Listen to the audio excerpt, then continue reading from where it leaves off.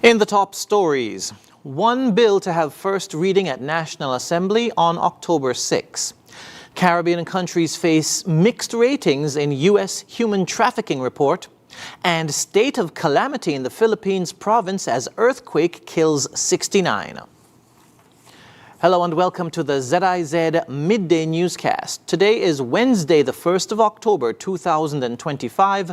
I'm Jason Davis. Nationally, members of Parliament will meet at government headquarters for the next sitting of the National Assembly on Monday, October 6, 2025 at 10 a.m. One bill will receive its first reading during the sitting. According to a statement out of government headquarters, the government's good governance legislative agenda continues as it commits itself to transparency, accountability, and the rule of law.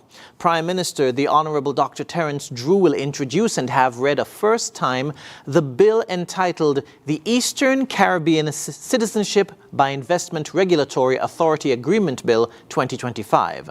The National Assembly will be carried live on ZIZ Radio 96.1 FM and participating radio stations.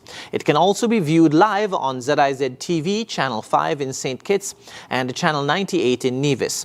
It will also be streamed live on www.zizonline.com as well as our YouTube and Facebook pages. Copies of the bill, as soon as they're made available, can be found on the St. Kitts and Nevis Information Service website, www.sknis.gov.kn, under the section Bills.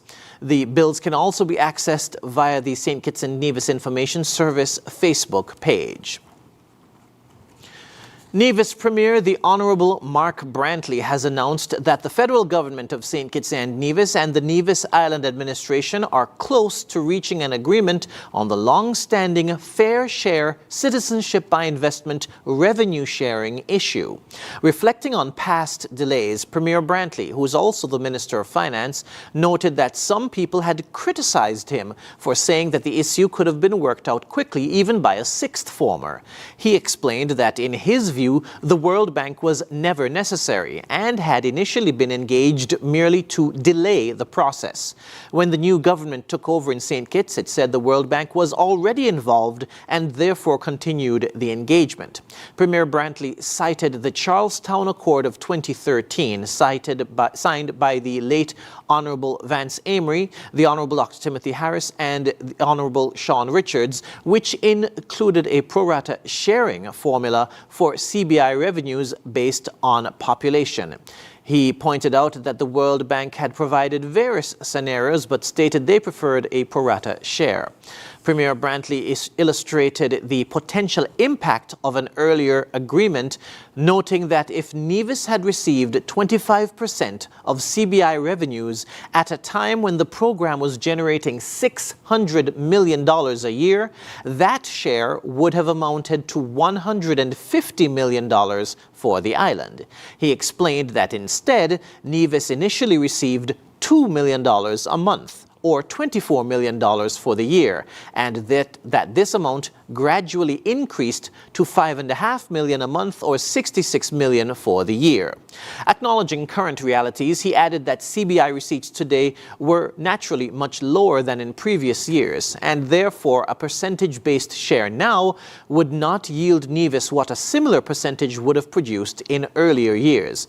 Looking ahead, Premier Brantley expressed optimism that with the new relationship between St. Kitts and Nevis, the two islands could move past these types of issues. He acknowledged that the past could not be changed, but he believes it is possible to consecrate the future.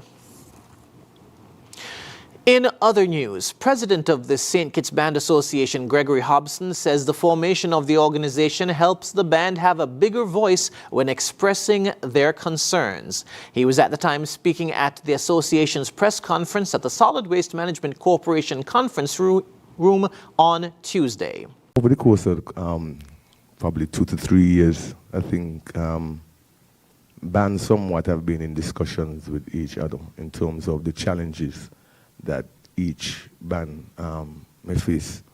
One of the things on the agenda was obviously Carnival, which is basically the biggest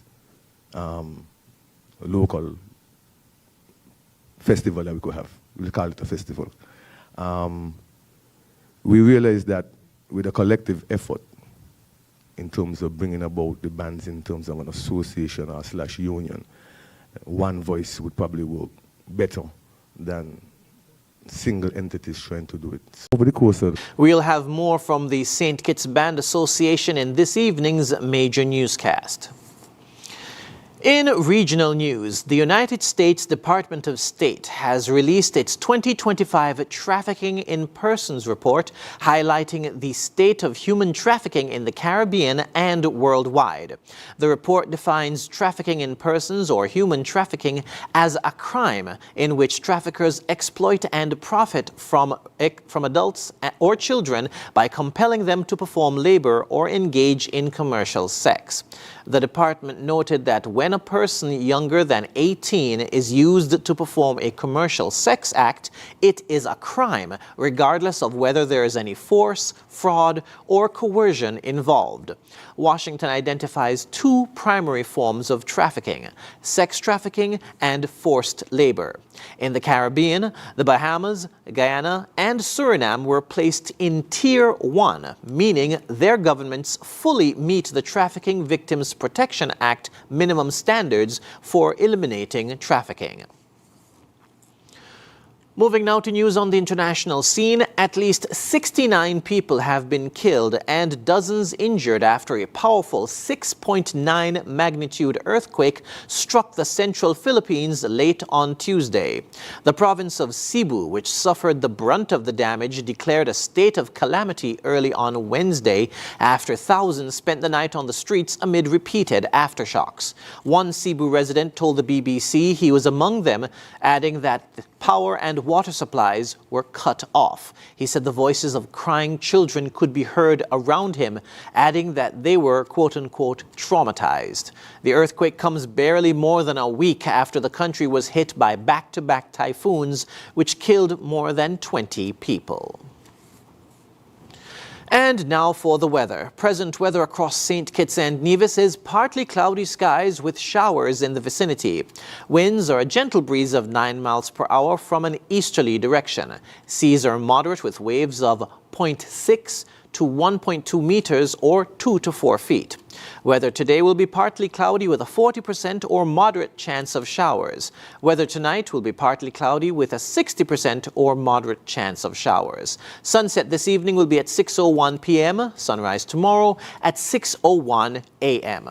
And that brings us to the end of the ZIZ Midday Newscast. Join us this evening for these stories and more in detail. Thank you for tuning in. I'm Jason Davis.